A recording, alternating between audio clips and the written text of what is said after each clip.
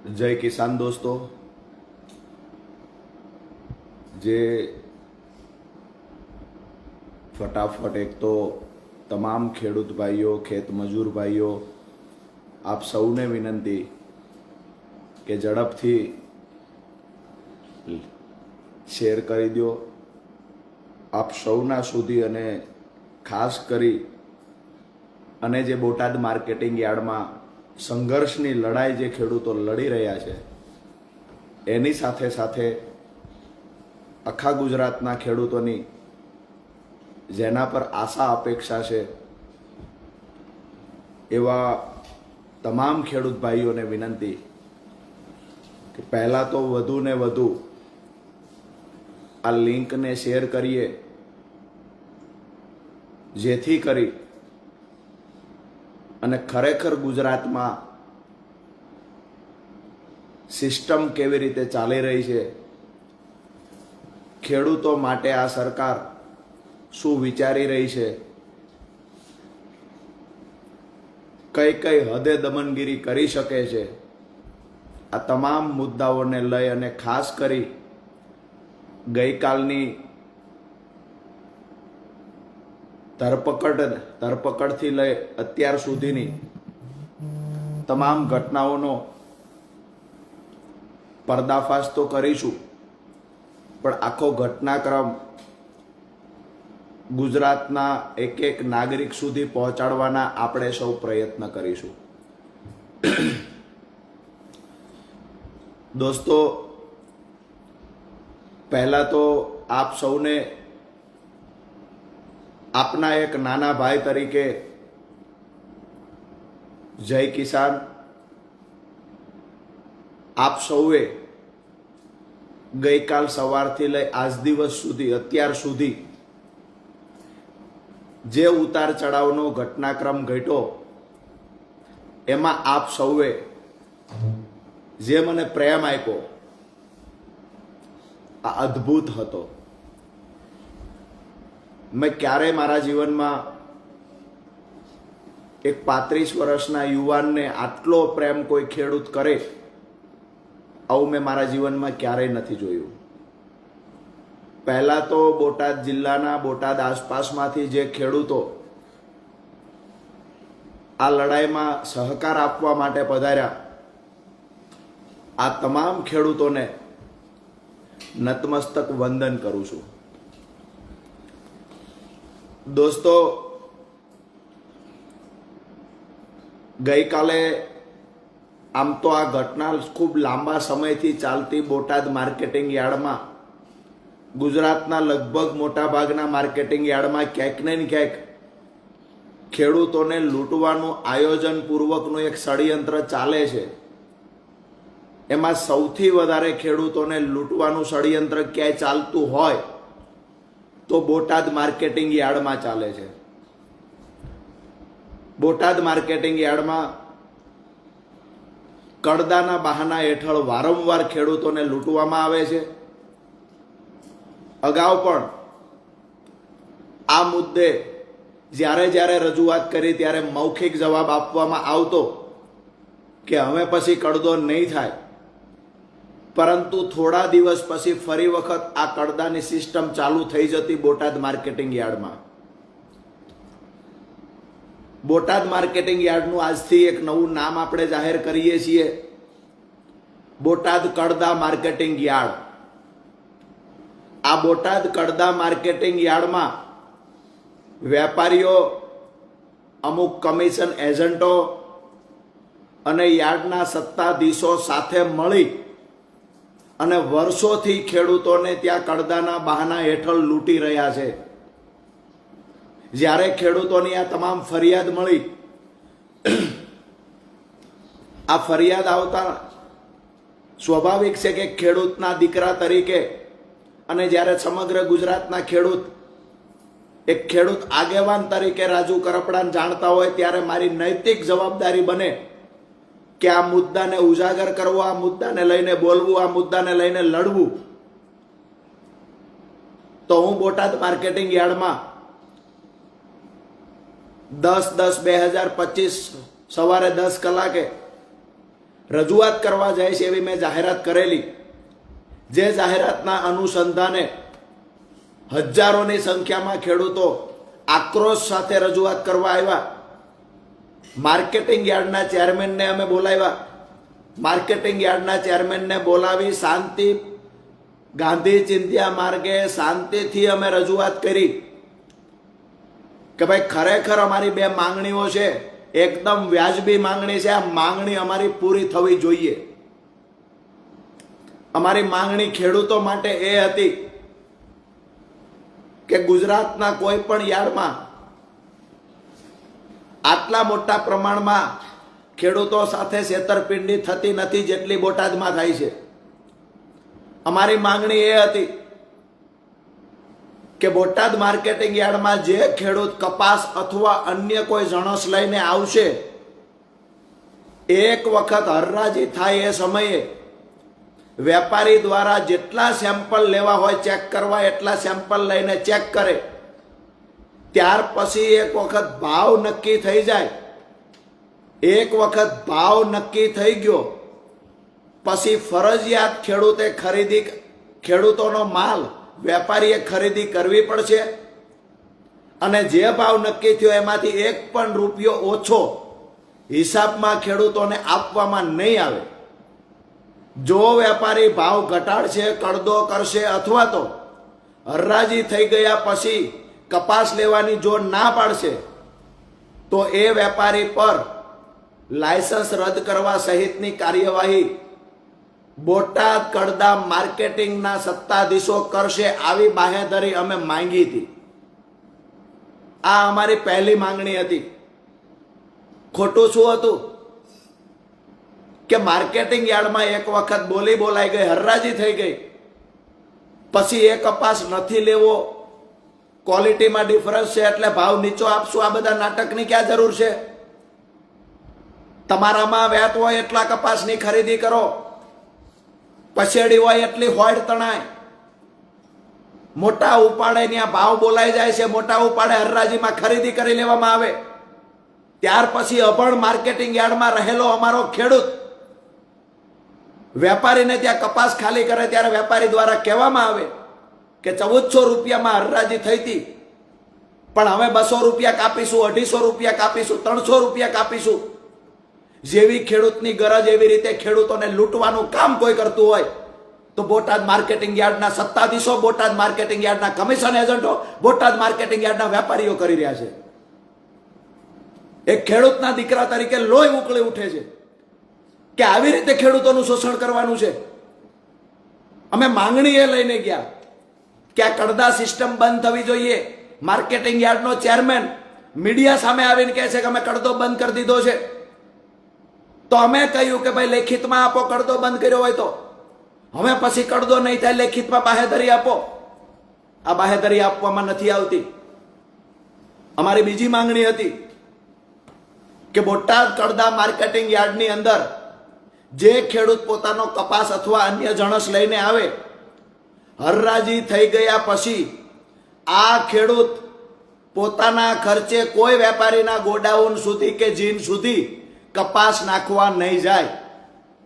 ખેડૂતની માત્ર જવાબદારી એટલી છે કે બોટાદ માર્કેટિંગ યાર્ડ સુધી પોતાનો કપાસ પહોંચાડી દે.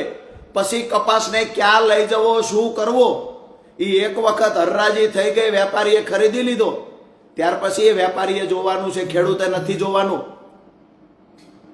દુનિયાના કોઈ માર્કેટિંગ યાર્ડમાં મેં આવું નથી જોયું કે હરરાજી થઈ ગયા પછી ખેડૂતને કહેવામાં આવે કે તમારો કપાસ, અમારું જીન, અમારું ગોડાઉન 15 કિલોમીટર 20 કિલોમીટર દૂર છે, ત્યાં તમારો કપાસ પહોંચાડો, આવું ખેડૂતને કહેવામાં આવે.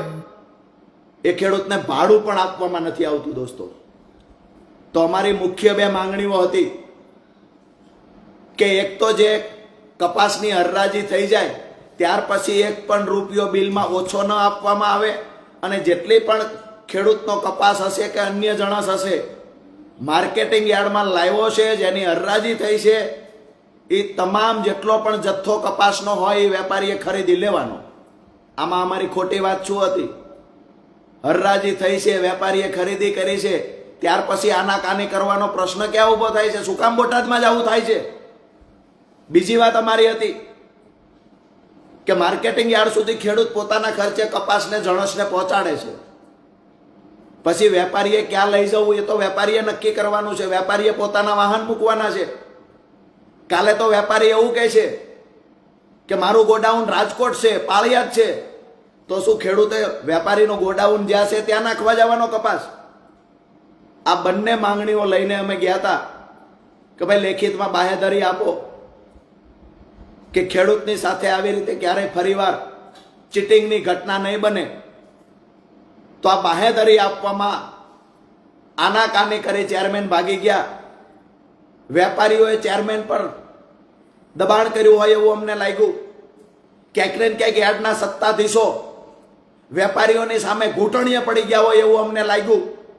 અમે તો એ માંગ્યું હતું કે બોટાદના ખેડૂતોના ખિસ્સા કાપવાનું બંધ કરો. આ તો લેખિતમાં આપો, લેખિતમાં આપો કે બોટાદના ખેડૂતના ખિસ્સા અમે તમે નહીં કાપો. એવું પણ લેખિત આપી શક્યા નથી. સીધી વાત એ છે કે વેપારીઓ ખેડૂતને લૂંટે છે. વરિષ્ઠ પત્રકાર મિત્રએ જેમ કહ્યું હતું, મોટા ભાગના વેપારીઓ કસાય માફક બની ગયા છે. મોટા ભાગના માર્કેટિંગ યાર્ડની અંદર ખેડૂતોને કસાયની માફક લૂંટવામાં આવી રહ્યા છે. અને મેં બોટાદની અંદર જઈને જોયું દોસ્તો કે આ વેપારીઓને જો પીઠબળ કોઈ પૂરું પાડતું હોય, આવા લે ભાગુ જે માર્કેટિંગ યાર્ડના સત્તાધીશો છે એને કોઈ પીઠબળ પૂરું પાડતું હોય તો ગઈકાલ રાત્રે મેં જોયું છે ગાંધીનગરમાં બેઠેલા સત્તામાં બેઠેલા નેતાઓ આમને પીઠબળ પૂરું પાડે છે.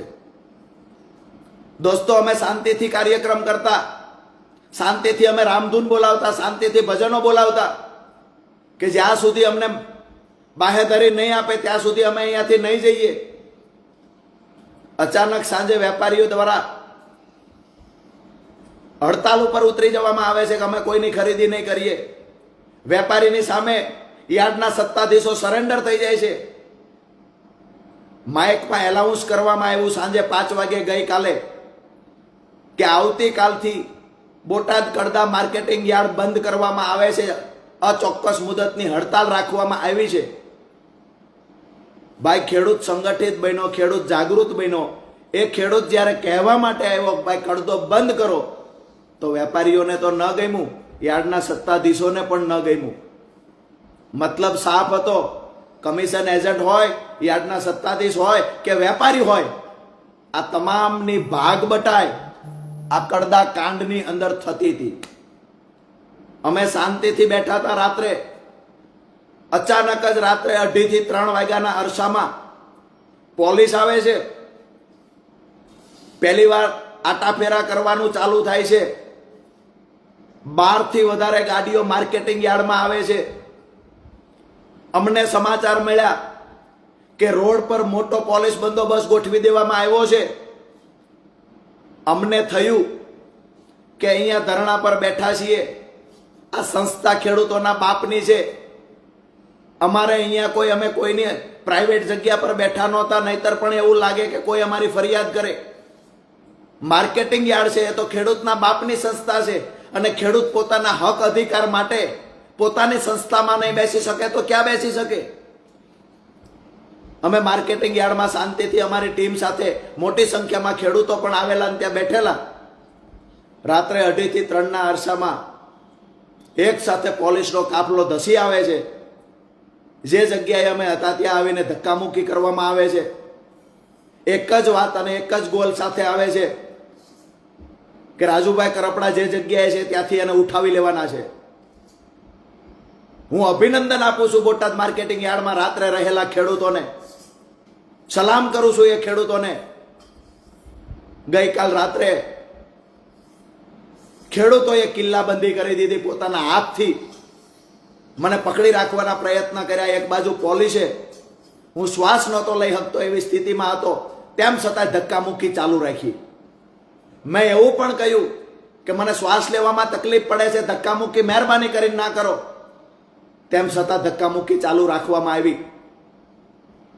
આભાર માનું, જેટલો પણ માનું આભાર એટલો ઓછો છે બોટાદ માર્કેટિંગ યાર્ડમાં રાત્રે મારા સાથે રહેલા ખેડૂતોનો. જે ખેડૂતો મજબૂતાઈથી ઉભા રહ્યા છે, અડીખમ ઉભા રહ્યા, મોટી સંખ્યામાં ખેડૂતો રાત્રે પણ સપોર્ટ કરવા માટે, સહયોગ માટે આવેલા. મોડી રાત્રે જ્યારે ખેડૂતો ઘરે ગયા પછી જેવી રીતે ચોરી કરતા સમયે બધા હુઈ જાય એની રાહ જોતો હોય, એવી રીતે ખેડૂતોની સંખ્યા ઓછી થાય પછી રાજુ કરપડાની ધરપકડ કરવી, આવી રાહ જોઈને પોલીસ બેઠી હોય, આવું અમને લાગ્યું કાલે. અમે પોલીસને કહ્યું અમારો વાંક શું છે, શા માટે લઈ જાવ છો? એક જ જવાબ મળતો હતો, ઉપરથી પ્રેશર છે, ઉપરથી પ્રેશર છે. આ ઉપર કોણ છે? કોણ ખેડૂતનો દુશ્મન છે? ઉપર ખેડૂતના રજૂઆત કરવા આવે છે, ખેડૂત કહેવા આવ્યો છે કે અમને લૂંટવાનું બંધ કરો. આ ખેડૂતની વાત ઉપર બેઠેલા જે હોય તે એને કેમ સંભળાતી નથી? અહીંયા ખેડૂત ભજન બોલતો તો એ ઉપરવાળાને સંભળાયું. અહીંયા ખેડૂત રજૂઆત કરતો તો પોતાની વેદનાને પોકારી ઉઠતો તો એ ઉપરવાળાને ન સંભળાયું. પણ ઉપરવાળાને સંભળાયું કે ખેડૂત અવાજ ઉઠાવે છે તો ખેડૂતને ઉઠાવી જાવ. ખેડૂતનો આગેવાન કોણ છે? દોસ્તો, દુઃખ સાથે કહેવું પડે છે, જે પોલીસ પર મને ગર્વ હતું, એ પોલીસે કાલે જે ધક્કામુક્કી કરીને ખેડૂતો સાથેનો બિહેવિયર કર્યો છે એકદમ નિંદનીય છે.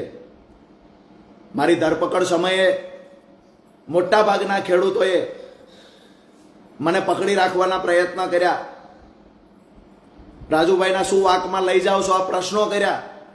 આ પ્રશ્નોનો જવાબ પોલીસ પાસે નહોતો. માત્ર એક જ જવાબ હતો, ઉપરથી પ્રેશર છે. લગભગ 20 મિનિટ સુધી આ ધક્કામુક્કી ચાલી, જેમાં ખેડૂતો પોલીસને હાથ જોડી રહ્યા હતા. હાથ જોડીને કહેતા હતા અમારા રાજુભાઈને શું કામ લઈ જાવ છો? પોલીસ પાસે અન્ય કોઈ જવાબ નહોતો, કારણ કે પોલીસ શું કામ લઈ જતી એ પોલીસને પણ નહોતી ખબર. એક જ વાત હતી કે ઉપરથી પ્રેશર છે. આવી રીતે કરી તબિયત નાદુરસ્ત હોય તો પણ લઈ જવામાં આવ્યો મને. હવે મહત્વની વાત એ છે, ગુજરાતના લોકો જાણવા માંગે છે કે આ ધરપકડ સુધીના વિડીયો આવ્યા ત્યાર પછી શું થયું. આજે પણ બોટાદ યાર્ડની અંદર બેઠેલા મારા રાત્રિના સાથી મિત્રો, ગઈકાલ દિવસે મારી સાથે રહેલા મિત્રો આજે પણ બોટાદ માર્કેટિંગ યાર્ડમાં બેઠા છે, ડંકાની ચોટ પર બેઠા છે. બોટાદ માર્કેટિંગ યાર્ડની ફરતી દિવાલે, બોટાદ માર્કેટિંગ યાર્ડના દરવાજે મોટી સંખ્યામાં પોલીસ બંદોબસ્ત હોવા છતાં આજે મારા ખેડૂત ભાઈઓ માર્કેટિંગ યાર્ડના દરવાજે ઊભા છે કે ગઈકાલ રાજુ કરપડાની અટકાયત થઈ, ધરપકડ થઈ, ત્યાર પછીના સમાચાર શું છે.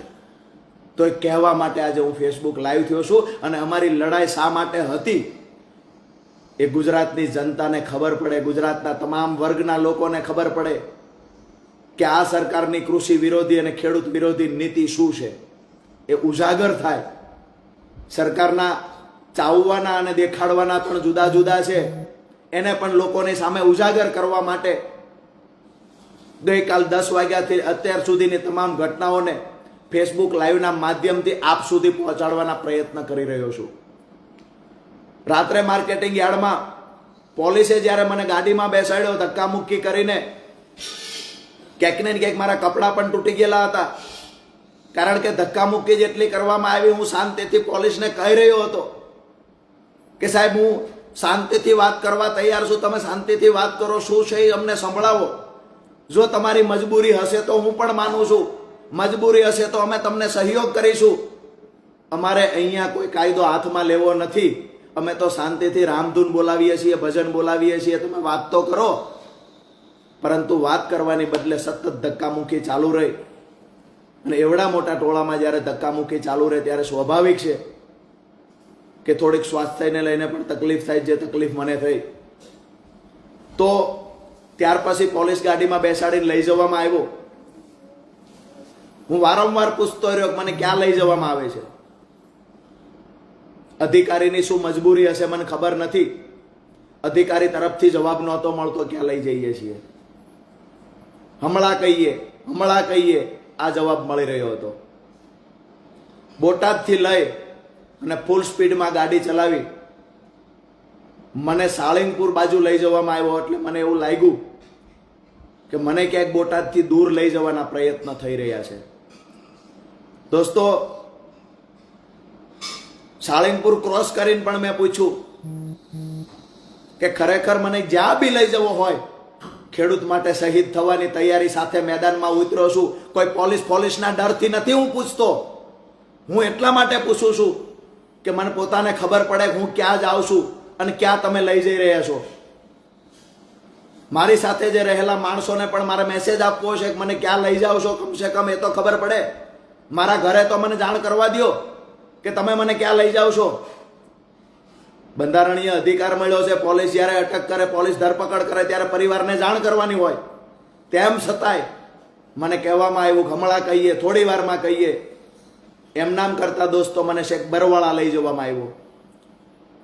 તબિયત થોડી નાદુરસ્ત હતી, પોલીસ જાણતી, એટલા માટે પહેલા પોલીસ સ્ટેશન અને ત્યાર પછી તરત હોસ્પિટલમાં મને લઈ જવામાં આવ્યો.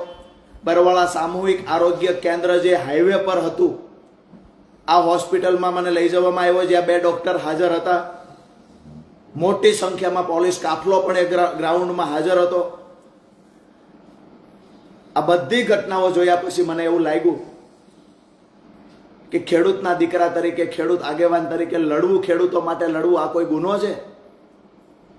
એક આતંકવાદીની સાથે જે બિહેવિયર થાય, આતંકવાદીની સાથે જે વ્યવહારો થતા હોય, આવા વ્યવહાર એક ખેડૂતના દીકરા સાથે કરવાના? દોસ્તો, બોડી ચેકઅપ કરવામાં આવ્યું, બ્લડ પ્રેશર માપવામાં આવ્યું. ત્યાંથી પછી નાની મોટી જે તકલીફો હતી એની સારવાર લેવામાં આવી.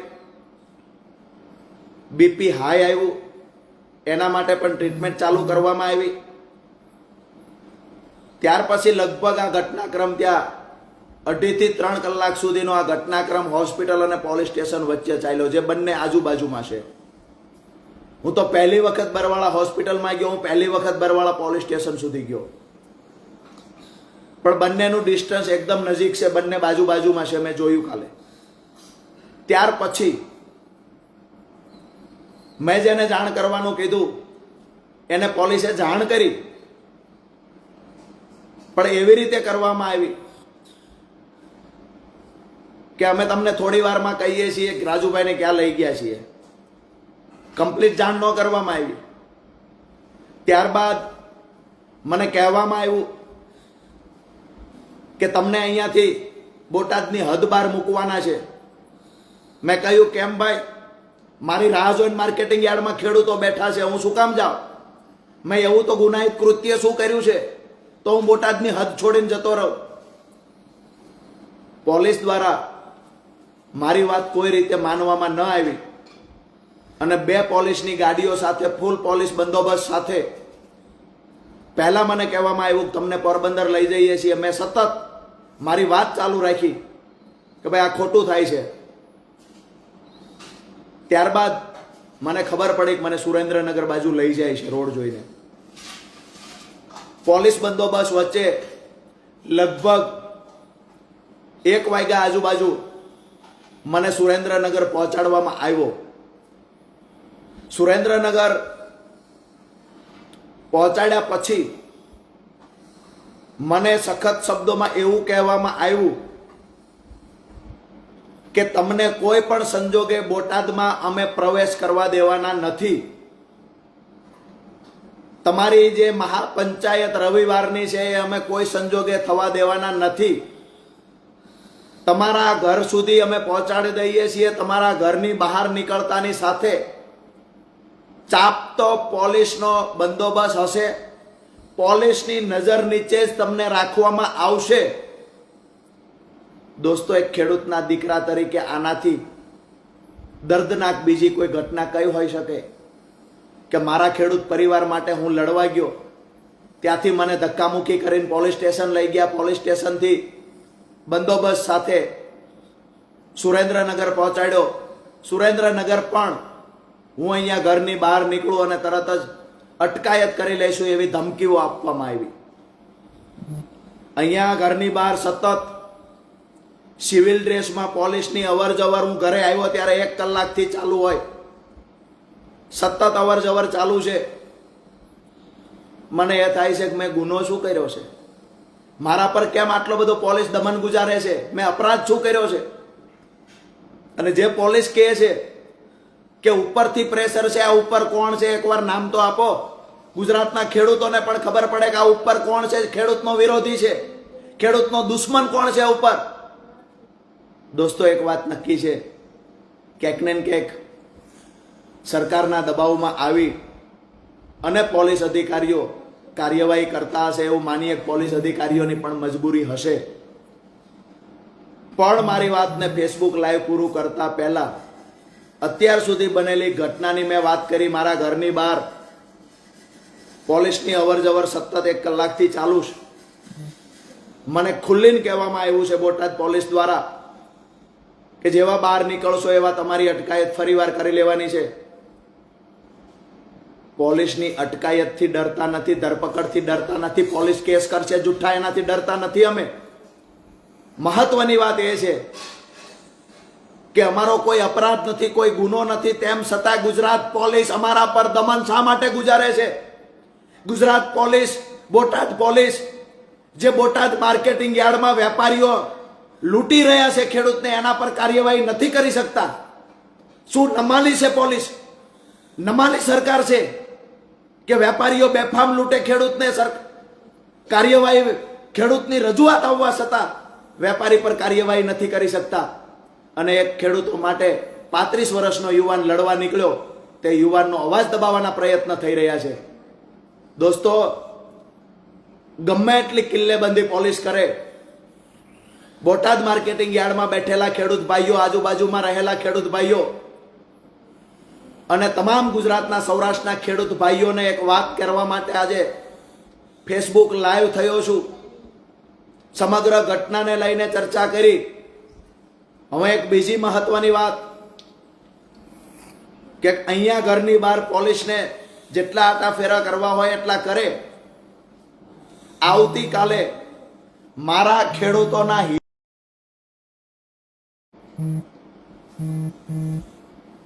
થોડું વચ્ચે નેટવર્ક ઇસ્યુ આવવાના કારણે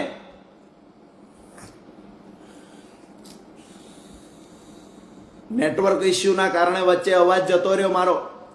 આવતીકાલે ખેડૂત મહાપંચાયત બોટાદમાં થશે, ડંકાની ચોટ પર થશે. જેટલો પણ અવાજ દબાવવાનો પ્રયત્ન પોલીસ કરશે, બમણી તાકાતથી રાજુ કરપડા ફરી એક વખત બોટાદ ખાતે ખેડૂતોની લડાઈને, ખેડૂતોના અવાજને બુલંદ બનાવવા માટે રાજુ કરપડા ફરી આવતીકાલ બોટાદ આવશે. આજે હું જોઉં છું ક્યાં સુધી પોલીસ મને રોકવાના પ્રયત્ન કરે છે. મારી વાત સાફ છે, જ્યાં સુધી કડદો બંધ નહીં થાય ત્યાં સુધી અમારી લડાઈ સતત ચાલુ રહેશે. આવતીકાલે ઈસુદાનભાઈ ગઢવી, પ્રવીણ રામ સહિતના નેતાઓ બોટાદ આવી રહ્યા છે. અત્યારથી જ હું અન્નનો ત્યાગ કરી અને અહીંયા મારા ઘર પર જ્યારે પોલીસ ઘરની બહાર સતત ચાપતી નજર રાખીને બેઠી છે, મને ઘરની બહાર નીકળવા દેવામાં નથી આવતો, બોટાદ પહોંચવા દેવામાં નથી આવતો, ત્યારે મારી પાસે ગાંધી ચિંધ્યા માર્ગે એક જ હથિયાર છે દોસ્તો. ભગવાનની સાક્ષીએ અત્યારથી આવતીકાલ મહાપંચાયત થાય ત્યાં સુધી હું રાજુ કરપડા આ જુલ્મી અહંકારી અંગ્રેજોની ઓલાદની માફક જુલમ કરી રહેલી સરકારની સામે અન્નનો ત્યાગ કરવાની પ્રતિજ્ઞા લઉં છું દોસ્તો.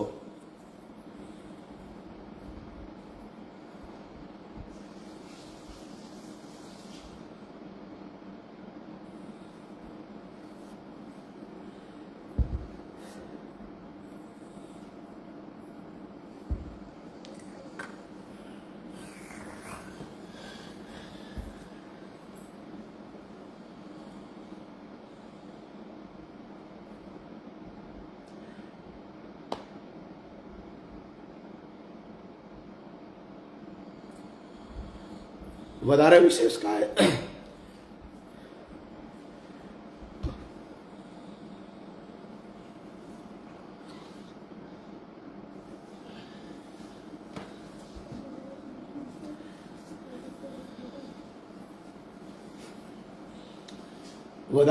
અમે કાંઈ નથી કહેતો, પણ ખેડૂતો માટે લડવા નીકળ્યા છીએ. જ્યાં સુધી પરિણામ નહીં મળે ત્યાં સુધી આ લડાઈ ચાલુ રાખશું. આપણી વચ્ચેથી રજા લઉં છું.